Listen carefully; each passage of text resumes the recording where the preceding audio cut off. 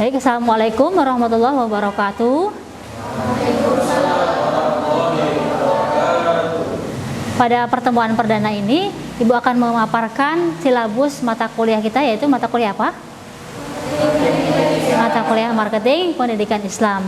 Adapun deskripsi dari mata kuliah ini adalah membahas tentang konsep marketing pemasaran ya, pendidikan Islam dalam merumuskan strategi. Nanti strateginya seperti apa gitu, strategi dalam pendidikan Islam.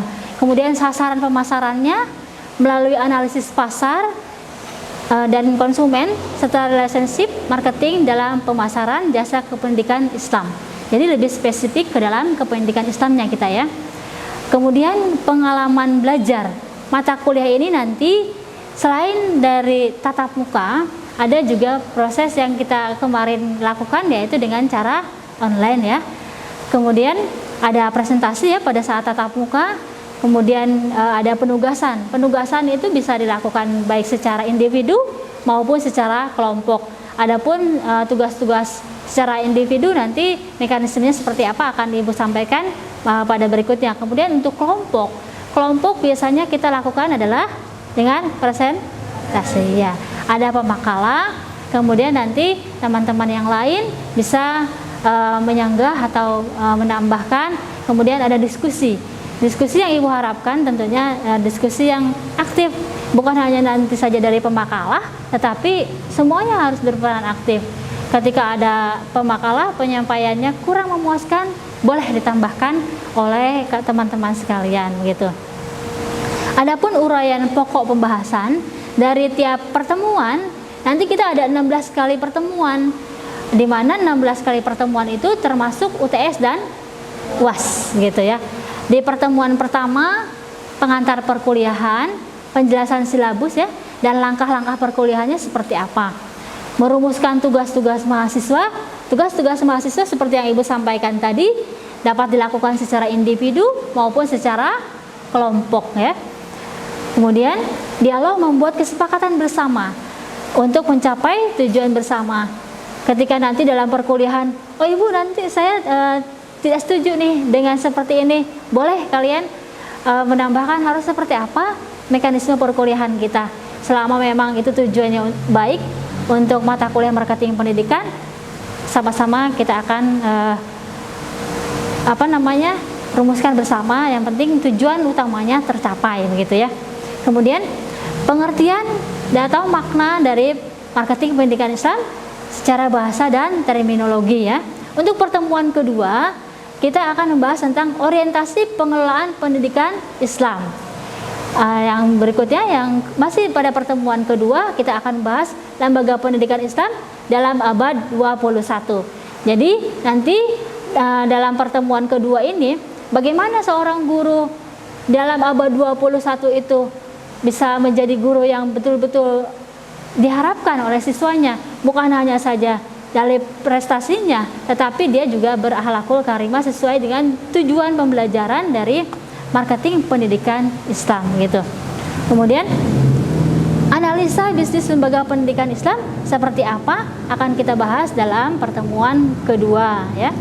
Berikutnya di pertemuan ketiga ada analisa pasar dan pendekatannya. Analisa pasar yang dimaksud di sini adalah analisa pasar pendidikan itu seperti apa ya, pendidikan Islam. Kemudian pendekatan-pendekatannya harus seperti apa. Yang kedua, persaingan dalam dunia pendidikan. Dalam dunia pendidikan nanti ada pendidikan umum, ada pendidikan Islam. Nah itu seperti apa persaingannya? Nanti akan kita bahas ya di pertemuan ketiga.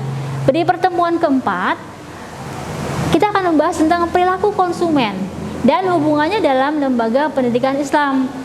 Nah itu nanti kemudian ada faktor-faktor perilaku konsumen seperti apa ya. Ada faktor ekonominya, ada faktor budaya, kemudian ada faktor sosial, ada faktor personal, kemudian ada faktor psikologis.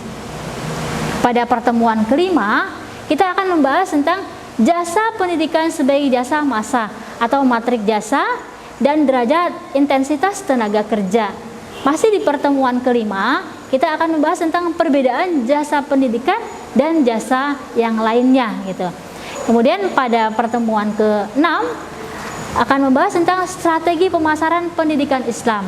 Bagaimana produknya, kemudian bagaimana penggunanya, bagaimana keberlangsungan organisasinya, gitu ya. Di pertemuan ke-7, kita akan membahas tentang yang pertama, berbagai pendekatan pemasaran produk Islam. Yang kedua, kelebihan dan kekurangan masing-masing pendekatan. Di pertemuan ke-8, kita akan mengadakan ujian tengah semester ya. Selanjutnya di pertemuan ke-9, berbagai metode pemasaran pendidikan Islam ya. Kemudian kelebihan dan kekurangan masing-masing metode pemasaran. Masih di pertemuan ke-9, kita akan membahas tentang memilih metode yang efektif dan efisien dan hambatan-hambatannya seperti apa. Nanti kita akan bahas ya. Di pertemuan ke-10, yang pertama ada kesesuaian visi, misi, dan tujuan pendidikan Islam. Yang kedua, relevansi produksi, pemakai, dan intensitas pelayanan pendidikan Islam seperti apa, nanti akan kita bahas di pertemuan ke-10. Selanjutnya di pertemuan ke-11 ada peningkatan mutu, jasa penyempurnaan mutu, jasa pendidikan, dan pelayanan ya. Kemudian di sana juga akan dibahas mengenai penelitian dan pengembangannya seperti apa. Kemudian pengelolaan sumber daya manusianya, baik itu dari gurunya maupun karyawannya, sarana dan prasarananya ya, atau semua stakeholder yang ada dalam lembaga pendidikan Islam tersebut. Lingkungan dan manajemen organisasinya seperti apa, nanti kita akan bahas juga di pertemuan ke-11. Yang pertemuan ke-12 masih lanjutan dari pertemuan ke-11, yaitu berkaitan dengan peningkatan mutu jasa penyempurnaan, mutu jasa pendidikan, dan pelayanan dari seluruh stakeholder yang ada dalam lembaga pendidikan tersebut. Yang ke-13, yang pertama akan kita bahas adalah 12 perilaku tenaga kependidikan Islam. Nanti akan kita bahas itu satu-satu ya. Kemudian yang kedua, tolak ukur pengalaman 12 perilaku tenaga kependidikan Islam itu seperti apa. Pertemuan ke-14, membangun customer relationship melalui kepuasan, value atau nilai dan kualitasnya. Yang kedua, customer relationship marketing sebagai kunci utama. Yang ke-15, ini nanti konsep total quality management ya. Kemudian menerapkan konsep total quality management pada total quality marketing. Akan kita bahas bersama di pertemuan ke-15. Adapun di pertemuan yang ke-16 adalah tentang ujian akhir semester. Kemudian evaluasi belajar, ini ada komponen-komponennya ya. Yang pertama tentang presensi, Ibu ambil sebanyak 10%. Kemudian partisipasi kuliah, itu juga sama 10%. Jadi Ibu mohon, kalau tidak urgent sekali, harap hadir untuk perkuliahan ya.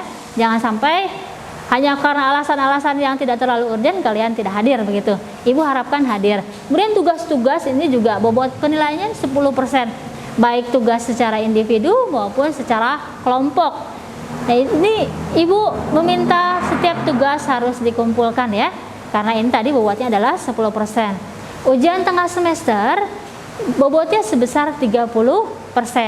Tapi jangan sampai begini, karena bobot ujian tengah semester 30%, kemudian UAS 60%, maka kehadirannya tidak hadir-hadir itu. Hanya karena 10% itu Ibu mohon tidak ya. Karena kalau memahami perkuliahan pada saat pertemuannya begitu, itu yang Ibu akan nilai pula begitu. Jumlahnya adalah tadi 100% ya dari semua komponen, kemudian bobot persentasenya.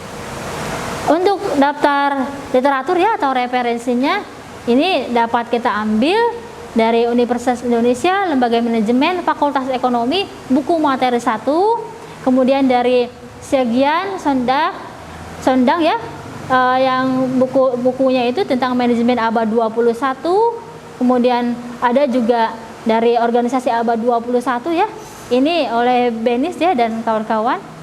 Nah, itu dari beberapa referensi yang dapat diambil oleh kalian.